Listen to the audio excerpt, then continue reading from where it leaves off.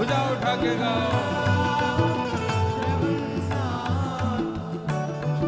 जय जय महाबाहु महाबाहु महाबाहु पाहि मां।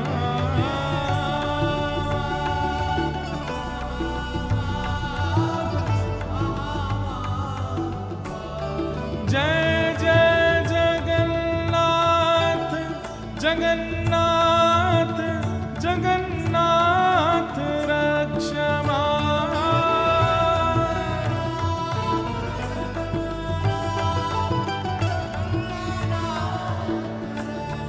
जय जय महाबाहु महाबाहु महाबाहु पाहि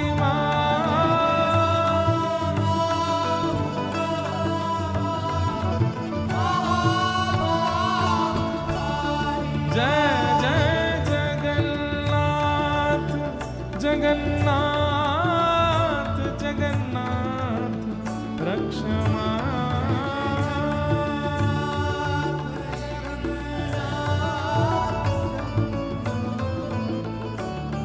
जय जय महाबाहु महाबाहु महाबाहु पाहि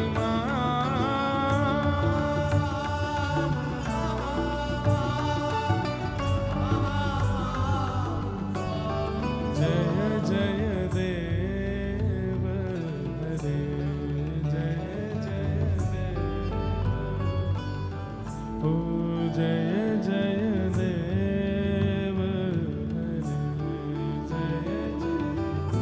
श्री जगन्नाथ महाप्रभु की जय जय श्री राम जय जय श्री राम जय जय श्री राधे।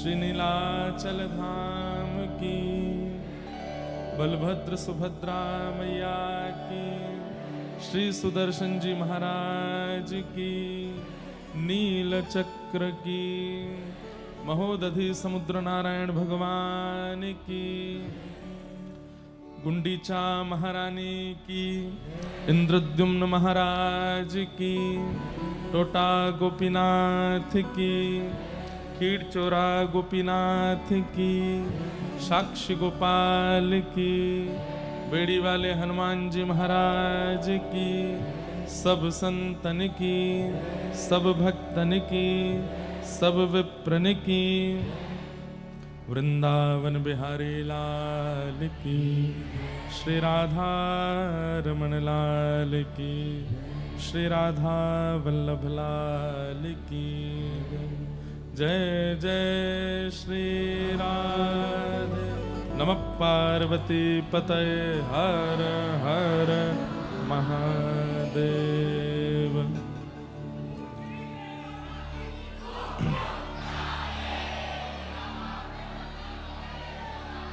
वाह, यहां तो कहो क्या बात है सुदर्शन वारे, क्या बात है गदाधर। यहां ठाकुर जी अद्भुत रूप में विराजमान। परम मंगल में परात्परखलेश्वर अकारण करुणा वरुणालय भक्त वांछा कल्पतरु तड़ित्वित विनिंदित पीतांबरधारी श्री बालकृष्ण प्रभु की महाप्रभु जगन्नाथ की अनंत कृपा से हम आप सब लोग श्री नीलाचल धाम श्री क्षेत्र जगन्नाथपुरी में ऐसे पावन अवसर पर आ पाए हैं। ये हमारी सामर्थ्य नहीं है, ये महाप्रभु जगन्नाथ की कृपा है। ये ज्येष्ठ पूर्णिमा का पावन दिन, महाप्रभु जगन्नाथ जी का पावन जन्मोत्सव, इस उपलक्ष्य में पुरी धाम में आना, रथ यात्रा के अवसर पर पुरी धाम में आना, ये व्यक्ति विशेष की सामर्थ्य से परे की बात है। ये तो महाप्रभु जगन्नाथ की कृपा है कि हम यहां आ पाए हैं। केवल दर्शन को आते, महाप्रसाद पाने को आते तो भी हम अपनी सामर्थ्य मान लेते। लेकिन 4 दिन तक यहीं रहना, खाना पीना सोना और उससे भी विशेष कथा का श्रवण लाभ करना, कथा कहने का अवसर प्राप्त होना।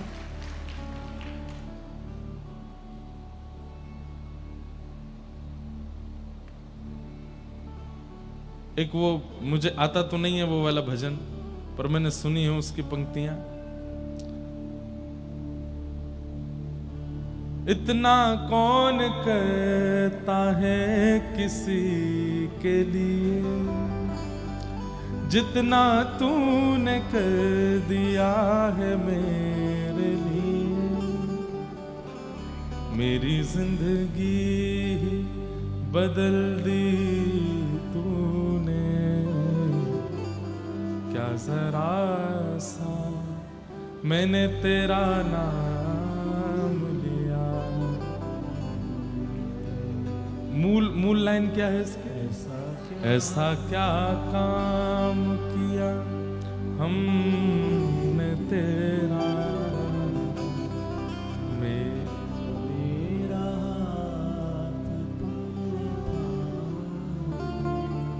शब्द तो ब्रह्म है, कीर्तन में हो, भजन में हो, संगीत में हो, हमारी बात उन तक पहुंचनी चाहिए। तो पता नहीं हमने ऐसा कुछ अद्भुत तो हम करते नहीं हैं, लेकिन फिर भी महाप्रभु जगन्नाथ जी की इतनी कृपा, महाप्रसाद पाने को मिल रहा है, श्री क्षेत्र में रहने को मिल रहा है, कथा श्रवण को मिल रही है, महाप्रभु जगन्नाथ जी का दर्शन मिल रहा है। और उसमें भी विशेष साल भर में 2 बार महाप्रभु जी अपने मंदिर, श्री मंदिर से बाहर आते हैं। एक स्नान पूर्णिमा पर जो कि परसों है, और एक रथ यात्रा पर। और ये 2 ही अवसर ऐसे हैं जब पूरा ब्रह्मांड महाप्रभु जगन्नाथ जी का दर्शन करता है। भीतर जाके तो सब दर्शन करते ही हैं, लेकिन देवाति सब, अभी हम जगन्नाष्टक में सुन रहे थे ना कि शिव जी, ब्रह्मा जी, गणेश जी सब हाथ जोड़ के खड़े रहते हैं कि एक झलक दिख जाए महाप्रभु जी की। तब महाप्रभु जगन्नाथ आते हैं और आकर के सबको दर्शन देते हैं। ऐसा कह दें तो कोई इसमें अतिशयोक्ति नहीं है। सतयुग त्रेता द्वापर में भगवान वैकुंठ से ही पूरी सृष्टि का संचार करते हैं। ब्रह्मादि देवताओं को भी अति सहज ठाकुर जी होते हैं, वैकुंठ में जाके सब दर्शन कर लेते हैं। लेकिन कलिकाल में हम जीव इतने सामान्य हैं, हम जीव इतने पापों से ग्रसित हैं कि ठाकुर जी ने विचार किया वैकुंठ नहीं, अब नीचे चलते हैं। कलिकाल में महाप्रभु जगन्नाथ रूप में आकर के यहीं विराजमान हो गए और हम सबके कल्याण के लिए हमारे बीच में बैठे। एक राजा का सुंदर स्वभाव होता है कि वो अपनी राज्य गद्दी पर बैठ करके मंत्री, महामंत्री, सेनापतियों को आज्ञा करके पूरे नगर का संचालन करे। लेकिन ये उसका प्रेम स्वभाव होता है कि वो स्वयं प्रजा के बीच में आकर के पूरी प्रजा का संचार करे। जगन्नाथपुरी इस बात का प्रमाण है कि ठाकुर जी स्वयं हम सबके बीच में आ गए, इस कलिकाल में आ गए, और कलिकाल में भी पूरी क्षेत्र में आ गए, और यहां आकर के हम सबके बीच रह के हमारा उद्धार कर रहे हैं, हम सबके बीच रह के हमारा कल्याण कर रहे हैं। वे पुरी में विराजमान हैं, इसके अनेक प्रमाण क्यों हैं, ये सब स्कंद पुराण में है। यमराज जी को श्रीदेवी मैं कल रात से स्कंद पुराण ही पढ़ रहा हूं। कल परसों यहां ठाकुर जी का विवाह था, रुक्मणी हरण लीला हुई थी कल और परसों। तो कटक में कथा, कल विश्राम करके जैसे ही हम यहां पहुंचे तो सिंह द्वार पर देखा ठाकुर जी का जो चल स्वरूप है जगन्नाथ जी का, मदन मोहन लाल जी, वे श्रीदेवी के साथ में राजा जी के यहां जा रहे थे, क्योंकि नगर के जो मुखिया हैं वो राजा जी ही हैं, उनके पास जा रहे हैं और उनके साथ वहीं ठाकुर जी ज्योनार कहते हैं ना कि नए विवाहित लोग ज्योनार के लिए जाते हैं, तो ज्योनार के लिए राजा के यहाँ, गजपति महाराज के यहाँ कल मदन मोहन लाल जी और श्रीदेवी गए। सौभाग्य से हमको सौभाग्य मिला, हम उसी समय पहुंचे, तो हम भी ठाकुर जी के संग पीछे से घुस गए राजा जी के भवन में। वहां अद्भुत ठाकुर जी विराजमान। सब लोग इधर देखो, ध्यान से सुनो कथा। तत्पश्चात फिर गजपति महाराज उन्होंने बुलाया हमको अपने पास बिठा करके, थोड़ी देर चर्चा हुई। तब उन्होंने एक आज्ञा की, बोले कि महाराज जी, जगन्नाथ जी को लेकर के आज तक भी स्पष्टीकरण कहीं कथाओं में नहीं किया जा रहा है। आप भी कथा में सुनाते हैं और भी महापुरुष कथा में सुनाते हैं, पर हमारी प्रार्थना समझ लीजिए, चाहे आज्ञा समझ लीजिए, एक बार आप केवल स्कंद पुराण में केवल पुरुषोत्तम, भागवत जी मत करिएगा, केवल पुरुषोत्तम महात्म करिए और आद्योपांत पुरुषोत्तम महात्म का एक बार कथा में कहीं वर्णन कीजिए, ताकि पूरे विश्व को मूल जगन्नाथ पुरी और श्री नीलाद्री भगवान के स्वरूप का भान हो। मैंने कहा महाराज जी, हम तो यथाउचित जितना हो सके करते हैं, लेकिन आद्योपांत तो प्रारंभिक श्लोक से लेके पूरे संपूर्ण तो अभी तक नहीं किया है। तो यहां श्री गजपति महाराज को जगन्नाथ भगवान का चंदन विग्रह माना जाता है। उन्हें वही उचित सम्मान दिया जाता है जो महाप्रभु जगन्नाथ जी को है। और पूरे पुरी क्षेत्र में महाप्रभु जगन्नाथ जी केवल यहाँ के गजपति महाराज को ही स्वप्नादेश करते हैं, उनको स्वप्न में दर्शन देते हैं। कुछ भी करना हो, कोई भी लीला होनी हो, श्री राजा जी से स्वयं जगन्नाथ महाप्रभु बात करते हैं। तो उनकी आज्ञा तो अध्यादेश है। उन्होंने आज्ञा की, महाराज जी आप एक बार पूरी स्कंद पुराण की कथा कीजिए। हमने कहा, अब आपने कहा तो फिर उन्होंने ये भी कहा, स्कंद पुराण कहीं और से मत लीजिए, यहीं पूरी मंदिर क्षेत्र से ही जो प्रकाशित है वही लीजिए। हिंदी प्रति उसकी अभी समाप्त जैसी हो गई है, विश्राम हो गई है, लेकिन हमारे कुछ मित्र हैं, उन्होंने हमको वह स्कंद पुराण दिलवा दिया। तो ये मंदिर से प्रकाशित स्कंद पुराण की प्रति है। तो कल रात को 2:30 बजे तक हम पढ़ते रहे। आज सुबह उठ के यहाँ पर विलंब हो रहा था, जो आयोजक परिवार है उनको भी विलंब हो रहा था, तो तब भी पढ़ता रहा। भगवान स्वयं ब्रह्मा जी को बता रहे हैं, श्रीदेवी स्वयं यमराज जी को बता रही हैं कि भूल करके भी ये श्री क्षेत्र है, इसमें जन्म लेने वाले 3 प्रकार से श्री क्षेत्र मुक्ति देता है। ध्यान से सुनिएगा। आज ही सुबह वो भाग दर्शन किया मैंने, और उसमें कहते हैं 3 रूप से श्री क्षेत्र मुक्ति प्रदान करता है। किन किन भावों से? पहला, महाप्रभु जगन्नाथ जी का दर्शन करने से। सबसे पहला तो उनका दर्शन ही है जिससे मुक्ति प्राप्त होती है। दूसरा, श्री क्षेत्र में, पुरी क्षेत्र में जन्म लेने से। यहां किसी व्यक्ति का यदि जन्म हो जाए तो उसकी मुक्ति निश्चित है। और तीसरा कहा, महाप्रसाद सेवन करने से। जो महाप्रसाद है उसका निर्माल्य या फिर महाप्रसाद सेवन किया हो और उसी के बाद ही यदि प्राण चले जाएं तो मुक्ति निश्चित है। तो धाम निवास, रूप दर्शन और प्रसाद सेवन, ये 3 प्रकार हैं श्री क्षेत्र में मुक्ति प्रदान करने के। इस प्रकार स्वयं लक्ष्मी जी बता रही हैं, स्वयं जैमिनी जी महाराज ऋषियों को वर्णन कर रहे हैं। इतना सुंदर महात्मा, हम तो अभी पढ़ ही रहे हैं पूरा। आज तो भूमिका थोड़ी सी कहेंगे, कल महाप्रभु जगन्नाथ जी के पूरे प्रादुर्भाव की कथा सुनाएंगे, आद्योपांत, कैसे ये दारू ब्रह्म यहां जगन्नाथपुरी में विराजे। स्कंद पुराण में जैसा लिखा है बिल्कुल वैसा। और क्योंकि परसों इनका जन्मोत्सव है, परसों महाप्रभु जगन्नाथ जी का जन्मोत्सव है, प्राकट्य उत्सव है, और उसी पर स्नान पूर्णिमा का कल परसों क्रम होगा। तो कल हम स्कंद पुराण से कथा का प्रारंभ करेंगे। पूरी कथा चाहे 3 घंटा लगे, 4 घंटे, लेकिन वक्ता है ना, वक्ता का स्वरूप क्या है कि विस्तृत को भी सूक्ष्म कर दे और सूक्ष्म को भी विस्तृत कर दे, वो वक्ता का गुण है।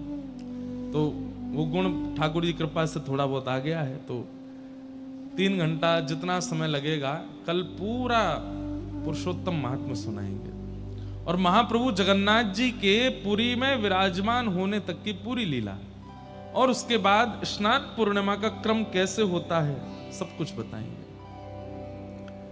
परसों कथा का क्रम तो नहीं है, लेकिन आप सबको सुबह 8-9 बजे तक यहां उपस्थित होना है। 8 बजे तक उपस्थित हो जाएं। 9, साढ़े 9 बजे यहीं पर प्यारे गिरधर लाल जी का स्नान होगा, जलाभिषेक होगा। अब यहां की स्नान पूर्णिमा में और वृंदावन की स्नान पूर्णिमा में थोड़ा सा अंतर है, वो मैं आज स्पष्ट करूंगा कि हमारे वृंदावन की स्नान पूर्णिमा क्यों होती है। ठाकुर जी का ज्येष्ठाभिषेक वृंदावन में किस भाव से होता है और यहां किस भाव से होता है, उसमें अलग अलग कथाक्रम है। प्यारे गिरधर लाल जी बहुत दिन बाद कथाओं में आए हैं, जगन्नाथपुरी आए हुए हैं। यहीं आप जिस रिजॉर्ट में आए, इसी रिजॉर्ट में ही लाल जी विराज रहे हैं। उनके दर्शन का भी एक समय निश्चित है, कथा से पहले और कथा के बाद आप सब दर्शन कर सकते हैं। बाकी परसों लाल जी यहां मंच पर विराजेंगे और उनका सुंदर जलाभिषेक होगा। यमुना जी का जल आया है कठा पत्थर उत्तराखंड से, क्योंकि वहां बिल्कुल स्वच्छ जल है। जहां से महाप्रभु श्री लाल जी के लिए जल आया है, उससे पहले कोई बांध नहीं है। यमुनोत्री से यमुना जी सीधी आ रही हैं पृथ्वी पर, तो कोई बांध नहीं है, इसलिए वहीं का जल मंगवाया गया है। हमारे गांधी धाम गुजरात के हैं प्रेम जी, और 1-2 बालक ये सब मिलकर के वहां से जल लेके आए हैं। क्या बोलते हैं उसको, फ्लाइट में क्या करवा के लाए हैं? पानी इतना कैसे आता है हवाई जहाज में, इतना तो लाने नहीं देते, कार्गो करवाया। हाँ, यमुना जी का जल कार्गो के थ्रू आया है, तो अद्भुत है। कल संध्या में एक क्रिया होगी, सुबह कथा होने के बाद दर्शन आदि तो आप सब कर ही रहे हैं, पर शाम को वो सारा जल यहाँ मंच पर व्यवस्थित करके श्री यमुना जी का स्वागत होगा, यमुना जी का पूजन होगा, पद पदावलियां गाई जाएंगी। उसके बाद यमुना जी का जल सुगंधित किया जाएगा, उसमें थोड़े केसर पुष्प आदि ये सब पधराए जाएंगे। फिर एक एक करके वो जल यहाँ से जाएगा, लाल जी के पास रात्रि विराजेगा। रात्रि में श्री यमुना जी और ठाकुर जी का रास विहार होगा, और अगले दिन फिर सुबह यहाँ यानी कि परसों लाल जी विराजेंगे और लाल जी का फिर अभिषेक होगा। अब संख्या तो इतनी ज्यादा है आप लोगों की, मेरा तो मन है कि सब करें अभिषेक, लेकिन सब अभिषेक तो दर्शन ही करिएगा, बाकी सबको ठाकुर जी का चरणामृत यमुना जी का जल सबको प्राप्त होगा। कुछ गिने चुने हमारे सब वैष्णव जन जो जनेऊ धारण किए होंगे, धोती पहनेंगे, शिखा धारण किए होंगे, वे लोग मंच पर आएंगे। हमारे पुरी के भी कई पंडा पुजारी जो उस समय व्यस्त नहीं होंगे, क्योंकि उस दिन तो सब व्यस्त रहते हैं, महाप्रभु जी का है उत्सव, सब आकर के यहाँ अभिषेक करेंगे ठाकुर जी का। अभिषेक करने के बाद फिर 15 मिनट में ठाकुर जी का श्रृंगार होगा, और श्रृंगार होने के बाद फिर ठाकुर जी की आरती होगी। भोग आरती करने के बाद हम सब भागेंगे फिर यहां से, कहां? मंदिर के पास। पहले तो मैंने सोचा एक कोई जगह पर सब हम हो लें, लेकिन बहुत दिक्कत हो जाएगी, भीड़ बहुत ज्यादा है। अपना ध्यान रख करके अभी से ही ढूंढ लो जगह कहां उस दिन दर्शन करना है, क्योंकि सिंह द्वार के ऊपर ही वहां स्नान वेदी है जहां महाप्रभु जी बैठेंगे। हमने तो अपनी जगह ढूंढ ली है, हमारे तो ये अच्छा, आप यूं सोचो महाराज जी ऐसा क्यों कर रहे हो, हमको ही बताओ भाई। 2002 में पहली बार पूज्य गुरुदेव भगवान हमको लाए थे जगन्नाथपुरी, 2001 या 2 में, मैं छोटा सा था, 3-4 साल का। उस समय फ्लाइट में बच्चों की टिकट नहीं लगती थी, मैं बिना टिकट के आया था, मुझे याद है। एयर इंडिया का हवाई जहाज था, बड़ा बड़ा सा हवाई जहाज होता था। पहली हवाई यात्रा लगभग मेरी शायद तभी थी, पुरी आए थे। और 2002 से अब क्या चल रहा है, 26, लगभग 25 वर्ष से हम पुरी आ रहे हैं। किस लिए आ रहे हैं? इसीलिए तो कि ऐसे ऐसे लोगों से संबंध बना लें ताकि जब रथ यात्रा हो, स्नान पूर्णिमा हो तो हमको जगह मिले बैठने की। 25 वर्ष का इन्वेस्टमेंट है, इसलिए हमको जगह बढ़िया वाली मिलेगी बैठने को, तो बैठ के वहां से दर्शन करेंगे महाप्रभु जी का। और स्कंद पुराण में वर्णन करते हैं, जल अभिषेक करते हुए महाप्रभु जी का जैसे ही व्यक्ति दर्शन करता है, जन्म से लेकर के उस घड़ी तक जितने उसने पाप किए हैं उन सब से वो मुक्त हो जाता है, सारे पाप नष्ट हो जाते हैं। आप कहोगे महाराज जी हम में तो पाप ही नहीं है, ऐसा हो ही नहीं सकता। इस संसार में बहुत सूक्ष्म से सूक्ष्म पाप है जो सबको लगते हैं, मुझे भी लगता है, आपको भी लगता है। जरूरी नहीं कि हमने कोई अनर्थ किया हो, शास्त्र लिखित पाप किया हो तो ही हमारे पाप मुक्त होने चाहिए। हमसे अज्ञात अज्ञात रूप में बहुत पाप होते हैं। महाप्रभु जगन्नाथ जी के उस पावन जलाभिषेक दर्शन करके समस्त पाप नष्ट हो जाते हैं। और कहते हैं जो उस रूप का दर्शन करता रहता है, जलाभिषेक ठाकुर जी का दर्शन करता रहता है, पुनर्जन्म न विद्यते, उसका फिर पुनर्जन्म नहीं होता। महाप्रभु जी उस पर कृपा करके संग ही ले जाते हैं। तो ये अवसर आपके सामर्थ्य से नहीं हुआ, आपके धन से नहीं हुआ, माता पिता पति पत्नी बच्चों की आज्ञा से नहीं हुआ, गुरु कृपा से और भगवत इच्छा से हुआ है। इसलिए इस अवसर को गवाइएगा नहीं। अपना बहुत ध्यान रखिएगा अगले 4 दिन, क्योंकि गर्मी बहुत ज्यादा है। समुद्र के अंदर स्नान करने नहीं जाना है ना। हमारे पिताजी एक ही चीज से डरते हैं हमारे लिए, बोले इसको जल दिखता है तो ये मानव से मछली बन जाता है। पिताजी कहते समुद्र में नहीं जाना है, भीतर नहीं जाना है। लेकिन स्कंद पुराण कहते हैं कि जगन्नाथपुरी में रह करके आपने महाप्रभु जी का दर्शन किया, पुरी क्षेत्र में निवास किया, महाप्रसाद का सेवन किया, और यदि समुद्र महोदधि स्नान नहीं किया तो जो पुण्य आपको पुरी में प्राप्त हुआ पुरी से निकलते यहीं रह जाएगा। इसके लिए आपको एक बार महोदधि स्नान तो करना है। अच्छा, अब इसमें एक बात और, कई कहते हैं बाल्टी लेके जाओ, लोटा लेके जाओ, मग्गा लेके जाओ, जल लेके नहा लो।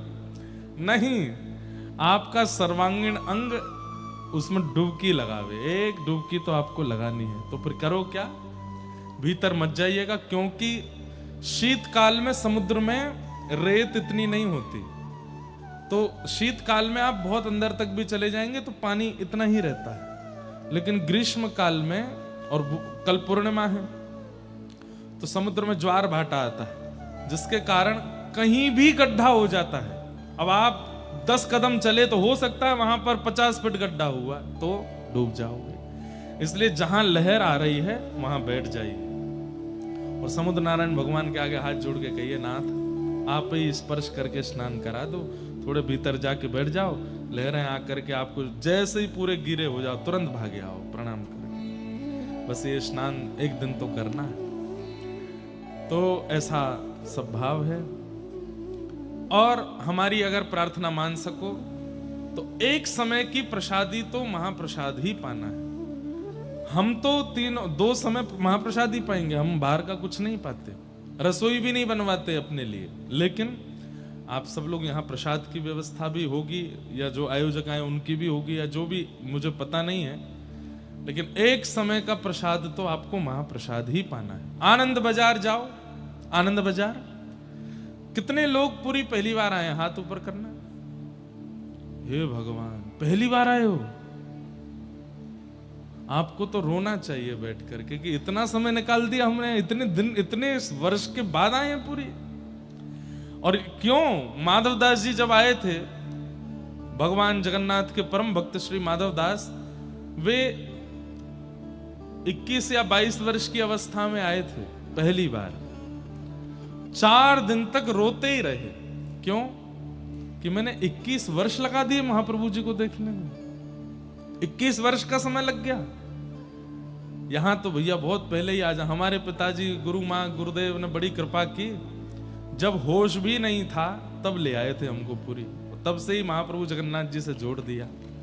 बहुत छोटी अवस्था में ही, पता नहीं पूज्य गुरुदेव को याद भी है कि नहीं, बहुत छोटा सा था, गोदी में ही रहता था, पैदल चलना आता था लेकिन चलते नहीं थे, लाडले लाला थे ना। तो उस समय पर पुरी आए थे और आज तक वो स्मृतियां हैं। मेरी सीट नहीं थी हवाई जहाज में, खड़े होके आया था माता जी के आगे ऐसे खड़े होके आया था, छोटा सा। एक दिल्ली के पूज्य गुरुदेव की एक शिष्या हैं, बहुत उम्र तो काफी नहीं, वो तो भगवत धाम ही पधार गई अभी, तो वो भी थी हमारे साथ। तो तब से महाप्रभु जी के पास आ रहे हैं, इसलिए खूब आनंद कीजिए, लेकिन अपना बहुत ध्यान रखिएगा। बहुत भाग दौड़ या कहीं भीड़ भाड़ वाले क्षेत्र में धीरे से थोड़ा ध्यान रख के जाइएगा, क्योंकि आप कथा सुनने आए तो कहीं ना कहीं हमारी जिम्मेवारी है आपकी सुरक्षा। समुद्र में बहुत भीतर मत जाइएगा, दोपहर में बहुत गर्मी में मत घूमिएगा, निकलो तो छतरी लेके जाना, हाइड्रेट रहना, पानी लेके चलना साथ में, क्योंकि यहाँ पसीना बहुत आता है तो पानी बहुत जल्दी खत्म होता है। आप सब अपना बहुत बहुत ध्यान रखिएगा। खूब प्रेम से हम लोग कथा का लाभ लेंगे, मधुर मधुर लीलाएं ठाकुर जी की सुनेंगे। कुछ प्रश्न मेरे पास आज आए हैं, इनका मैं थोड़ा यथाउचित उत्तर दे दूं। और देखिए कितना सुंदर दर्शन, एक बार बलैया लो इनके, ये स्नान पूर्णिमा वाले दिन का ही दर्शन है। अभी कल तक कटक में कथा थी, वहां भी महाप्रभु जगन्नाथ जी का नित्य दर्शन। हमारे इतने बढ़िया मित्र हैं सब जगन्नाथपुरी के, ऐसा हमको अनुभव करा देते हैं जगन्नाथ जी का कि हम क्या कहें। तो कल तक कटक में कथा थी, वहां भी जगन्नाथ जी विराज रहे थे, रोज नया दर्शन होता था। किसी दिन अवकाश दर्शन होता, किसी दिन ठाकुर जी का स्वर्ण भेष, सोना भेष हुआ, ऐसे सुंदर सुंदर दर्शन हुए। ये ठाकुर जी के स्नान वेदी का दर्शन है। महाप्रभु जगन्नाथ जी जब स्नान वेदी पर विराजमान होते हैं तो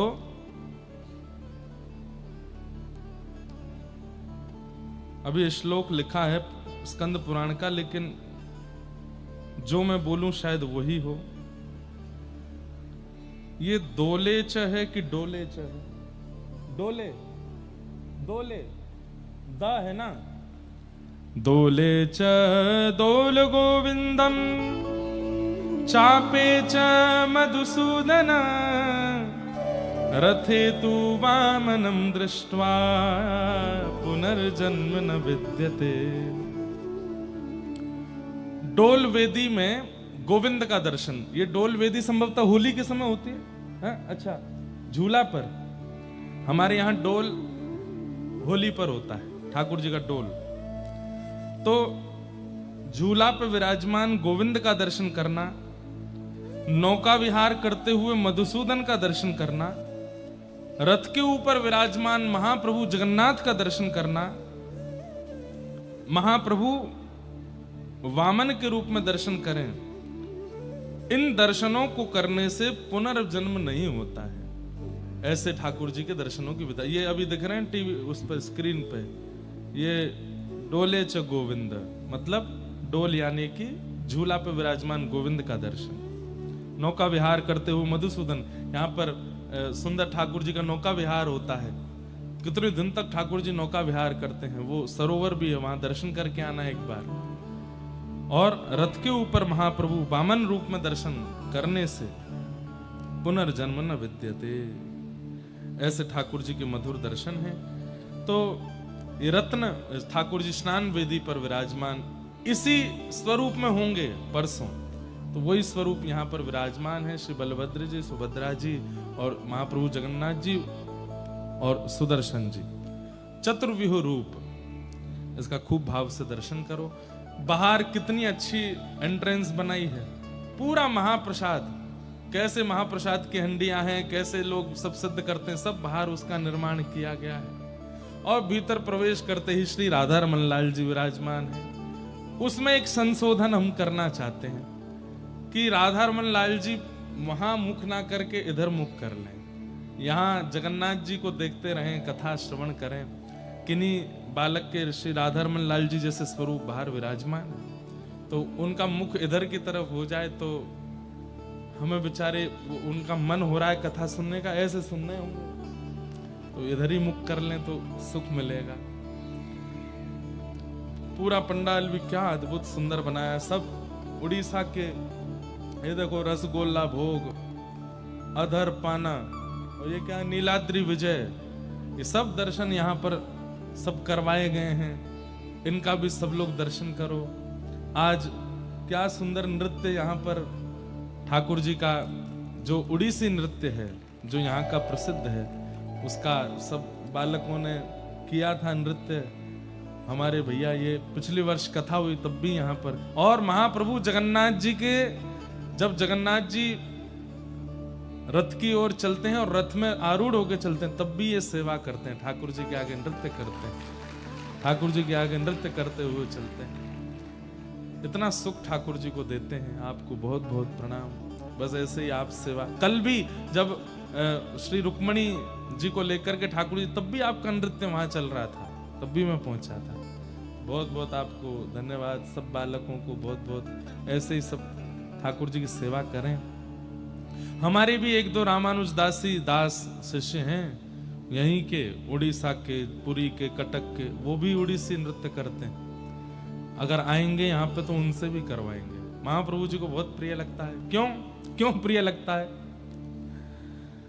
4 युग हैं, सतयुग, त्रेता, द्वापर, कलयुग। सतयुग के भगवान बद्री विशाल नर नारायण भगवान, मूर्ति मैया के गर्भ से प्रकट हुए नर नारायण भगवान।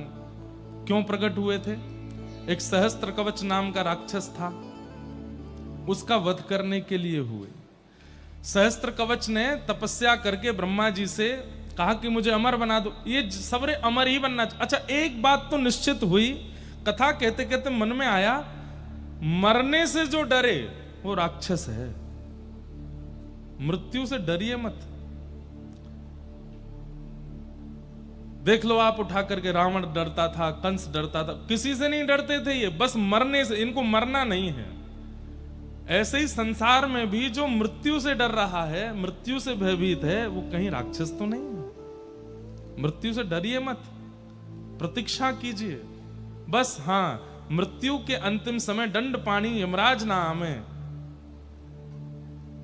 वंशीधारी मदन मोहन आमे, इसके लिए भजन करो, क्योंकि मृत्यु द्वार है ठाकुर जी की प्राप्ति का। उससे भयभीत मत होइए। तो सहस्त्र कवच बहुत भयभीत रहता था। उसने ब्रह्मा जी की तपस्या करके कहा मुझे अमर बना दो। ब्रह्मा जी बोले अमर का वरदान नहीं देते हम। तो उसने कहा तो फिर जैसे हिरण्यकश्यप ने बहुत वरदान मांगे, ऐसे ही सहस्त्र कवच ने मांगा कि आप एक काम कर दीजिए। फिर बोले क्या? मुझे 1000 कवच दीजिए, और उस कवच की योग्यता कैसी हो?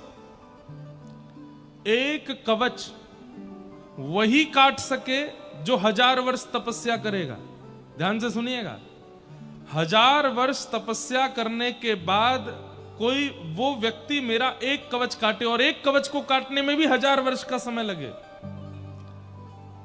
और तीसरा वरदान दे दीजिए कि कवच कटते ही काटने वाला मर जाए। ब्रह्मा जी बोले तथास्तु। तो सहस्त्र कवच हंसने लगा हिरण्यकश्यप की तरह, वाह ये असंभव जैसा है। मैंने 1000 कवच मांगे हैं, एक कवच 1000 वर्ष की तपस्या के बाद कटेगा, और उसको काटने में भी 1000 वर्ष लगेंगे, और मैं 1000 कवच हो गया मैं तो अमर। ब्रह्मा जी बोले समय बताएगा। ब्रह्मा जी तो वरदान दे देते हैं, महादेव तो वरदान दे देते हैं, फिर उन वरदानों को सिद्ध करने आना इनको पड़ता है। लेकिन एक बात कहूं, कई बार शिष्यगण, बालक जन जानबूझ के ऐसी क्रिया करते हैं ताकि हमारे गुरुदेव या हमारे माता पिता कोई लीला करें तो हमको देख के सुख मिले। तो ब्रह्मा जी जानबूझ के वरदान देते हैं। ठाकुर जी बोले ऐसा वरदान देते क्यों हो? बोले नाथ इसी बहाने आपका कोई अवतार होगा, हमको दर्शन मिल जाएगा। सहस्त्र कवच को दे दिया। तब भगवान नर नारायण के रूप में मूर्ति मैया के यहां प्रकट हुए, और वे दोनों गए बद्रिकाश्रम, और वहां एक तपस्या करता है और एक युद्ध करता है। जब नर युद्ध करते हैं तब नारायण तपस्या करते हैं, और 1000 वर्ष ही लगना है। अब कहां वो, नहीं तो उसने तो वरदान पूरा एक बार रिवाइंड कीजिएगा, क्या वरदान था? एक कवच को काटने में 1000 साल लगेगा, वही काट पाएगा जो 1000 साल तपस्या करेगा, और काटने के बाद उसकी मृत्यु हो जाएगी। तो नर नारायण भगवान ने किस पद्धति से मारा उसको कि जब नर युद्ध करते हैं तो 1000 वर्ष युद्ध में लगेगा, उतनी देर नारायण बैठ के तपस्या करते हैं। और जैसे ही उसका कवच कटता है और वो अपनी वरदान के स्वरूप में नर को परास्त कर देता है, कवच कटते ही वे मूर्छित होकर गिर जाते हैं, तब भगवान नारायण मृत संजीवनी विद्या से उसको जीवित कर देते हैं। वो कहते तू तप पे बैठ, अब मैं लड़ता हूं। फिर नारायण लड़ते हैं, उसका कवच काटते हैं, उतनी देर नर बैठ करके तपस्या करते हैं। जैसे ही नारायण मूर्छित होते हैं, मृत संजीवनी विद्या से उनको पुनः प्रकट करके आप बैठो तपस्या में, मैं युद्ध करता हूं। दोनों ने ऐसे युद्ध करते करते उसको शांति नहीं लेने दी। ऐसे वरदान का क्या फायदा? देखा जाए तो वो 9000 वर्ष तक लड़ता ही रहा, बैठ नहीं पाया शांति से। अरे व्यक्ति जब जेल हो जाती है ना, तो 10-12 साल में ये सोचता है मुझे कोई रोग ही हो जाए, मैं मर ही जाऊं, इससे अच्छा तो। लेकिन वो सहस्त्र कवच मर नहीं सकता। क्यों? वरदान है, 1000 कवच जब तक नहीं कटेंगे तब तक नहीं मरेगा। वरदान उल्टा पड़ गया उसके ऊपर, 9000 वर्ष तक युद्ध करता रहा और नर नारायण उसको बैठने ही नहीं देते, श्वास, बल्कि नर नारायण आराम करते हैं। 1000 वर्ष युद्ध करने के बाद 1000 वर्ष तपस्या करते हैं, बैठ के सुख लेते हैं। एक कवच जब उसका रह गया, इतने के बाद भी उसने मृत्यु को स्वीकार नहीं किया, छुप गया। सूर्य नारायण के पास जाकर के जब छुपा, कालांतर में द्वापर युग में कुंती मैया ने सूर्य नारायण को जब प्रकट किया, तब उन्होंने प्रसन्न होकर के एक पुत्र प्रदान किया, वही कर्ण। एक कवच रह गया था, उसको अर्जुन ने, नर की बारी थी मारने की, तो नर के रूप में अर्जुन आए और नारायण के रूप में कृष्ण आए और उसका वध किया। तो वही नर नारायण सतयुग के भगवान बद्र विशाल। वहां पर मंदिर के ठाकुर जी के दर्शन से भी फल है। 2 पर्वत जो नर नारायण है उनके दर्शन की ज्यादा महत्ता है। नर नारायण त्रेता के भगवान दक्षिण भारत में विराजमान श्री रंगनाथ। अब मुझसे किसी ने प्रश्न किया था मुक्तिनाथ में, बोले महाराज जी उत्तर में नारायण, पश्चिम में नारायण, पूर्व में नारायण, फिर दक्षिण में शिव क्यों? क्योंकि रामेश्वरम को दक्षिण का धाम मानते हैं। बात ऐसी है कि चारों दिशाओं में 4-4 धाम हैं, नारायण और शिव दोनों के। जैसे उत्तर में बद्र विशाल है और शिव का धाम केदारनाथ है, पश्चिम में नारायण का धाम द्वारिका है और शिव का धाम सोमनाथ, या फिर कहो वहीं द्वारिका में ही है एक शिव जी का स्वरूप है, दारुका बने, क्या नाम है, नागेश्वर। तो शिव का धाम पश्चिम में, पूर्व में जगन्नाथ जी नारायण का धाम और लिंगराज भुवनेश्वर के, ये शिव धाम। ऐसे ही दक्षिण में श्री रंगनाथ, ये नारायण का धाम है और शिव धाम रामेश्वरम है। लेकिन बहु प्रसिद्धि रामेश्वरम जी की ही है, तो लोग दक्षिण का धाम केवल उन्हीं को मानते। केवल वे नहीं है, नारायण का धाम श्री रंगनाथ है। तो त्रेता में, सतयुग में बद्री विशाल, त्रेता में रंगनाथ और रामेश्वरनाथ, द्वापर में द्वारिकानाथ और नागेश्वर, और कलयुग में श्री जगन्नाथ धाम। श्री जगन्नाथ का ही महत्व है। सतयुग में तपस्या कर रहे हैं भगवान, पूरे सतयुग तपस्या करने के बाद त्रेता में पौड़े हैं, आराम कर रहे हैं, लेटे हैं शेषनाग पर। द्वापर में उठ के खड़े हुए तो थोड़ा काम वाम देख रहे हैं, राजाधिराज महाराज द्वारिकाधीश शासन कर रहे हैं। और कलयुग में महाप्रसाद, केवल प्रसाद ही पा रहे हैं, सुबह से शाम तक केवल पाते ही रहते हैं। जगन्नाथपुरी प्रसिद्धि है, इतना बड़ी रसोई घर कहीं है ही नहीं। इतनी बड़ी पाकशाला पूरी दुनिया में नहीं है, केवल प्रसाद पाते हैं। इसलिए ये जगतनाथ भी हैं, लेकिन जगन्नाथ भी हैं, पूरे विश्व के अन्न के नाथ भी हैं। जगन्नाथ प्रसाद पाते हैं, और यहां प्रसाद पाना ही सर्वोपरि है। ठाकुर भले विराजे हो उड़ीसा जगन्नाथपुरी में, ओ ठाकुर भले विराजे हो, ठाकुर भले विराजे हो उड़ीसा जगन्नाथपुरी में, ठाकुर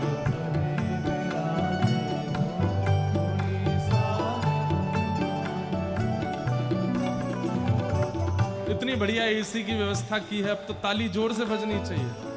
बल्कि मुख्य व्यास जी के एसी काम नहीं कर रहे हैं, लेकिन आप लोग तो सब बढ़िया हो, प्रेम से गाओ। और 4 दिन ये हमारे जीवन की बहुत बड़ी उपलब्धि वाली कथा है, इसलिए भैया 4 दिन उत्साह में कमी नहीं होनी चाहिए। महाप्रभु जगन्नाथ जी का जन्मोत्सव खूब आनंद से मनाएंगे हम सब। अरे ठाकुर भले विराजे हो उड़ीसा जगन्नाथपुरी में, ठाकुर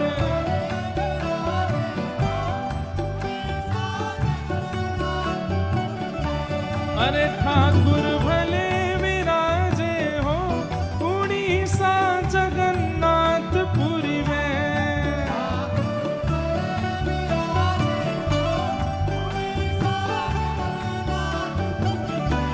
उड़ीसा जगन्नाथपुरी में, उड़ीसा जगन्नाथपुरी में।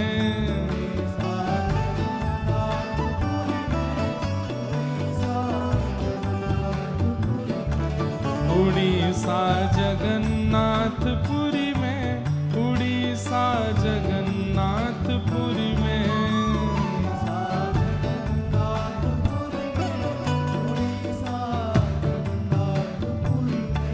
हे ठाकुर, हे ठाकुर, हे ठाकुर भले विराजे हो उड़ीसा जगन्नाथपुरी में,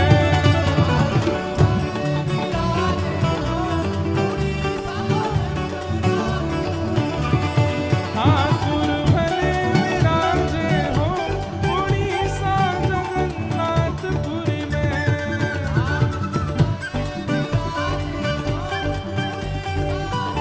श्री जगन्नाथ महाप्रभु की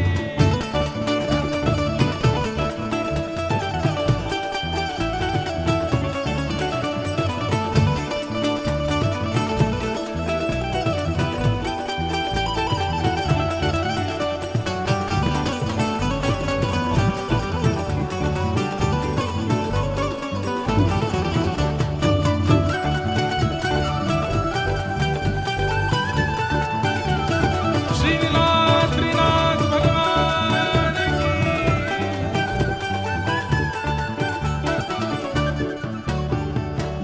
कब से छोड़ी मथुरा नगरी, कब से छोड़ी काशी हो, अरे झारखंड में आन विराजे,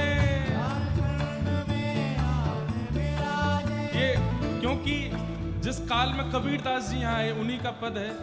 उस समय यहाँ खूब कांटे, खूब यहाँ आना बड़ा दुर्गम था, इसलिए कह रहे हैं कब से छोड़ी मथुरा नगरी, कब से छोड़ी काशी, झारखंड में आन विराजे, यहाँ वृंदावन के वासी हो, हाँ वृंदावन के वासी, हे ठाकुर, हे ठाकुर, हे ठाकुर भले विराजे हो उड़ीसा जगन्नाथपुरी में,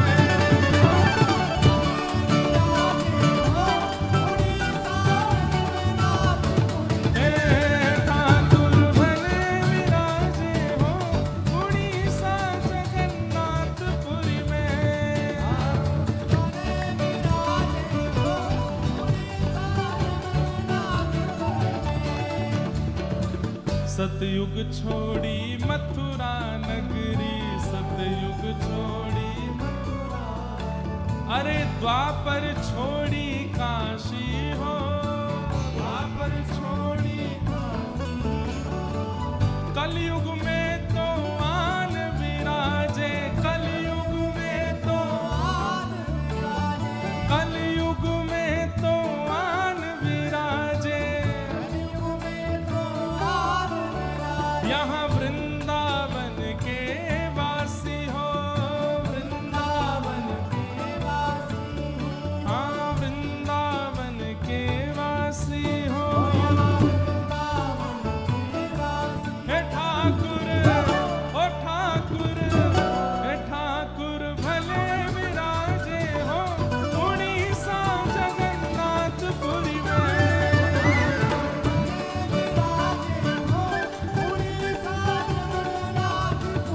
हे ठाकुर भले विराजे हो उड़ीसा जगन्नाथपुरी में।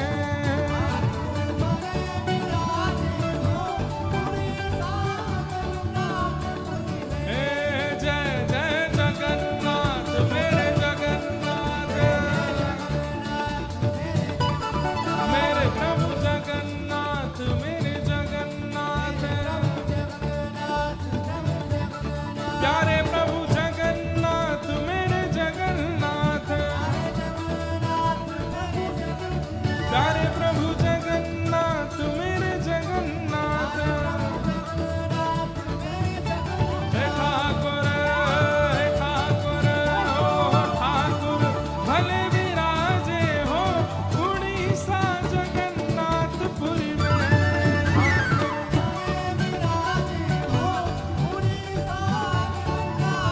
श्री जगन्नाथ महाप्रभु की बधाई हो।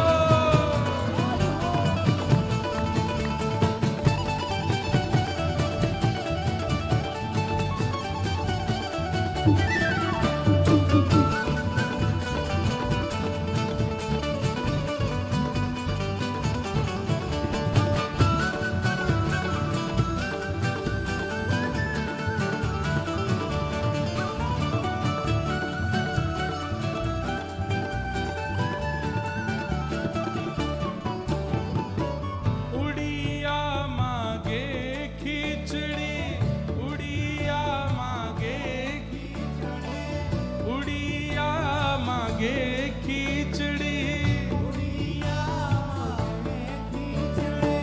बंगाली मागे भात हो, बंगाली मागे भात हो, बंगाली मागे भात हो। हम तो मांगे दर्शन प्रभु जी, हम तो मांगे दर्शन प्रभु जी, हम तो मांगे दर्शन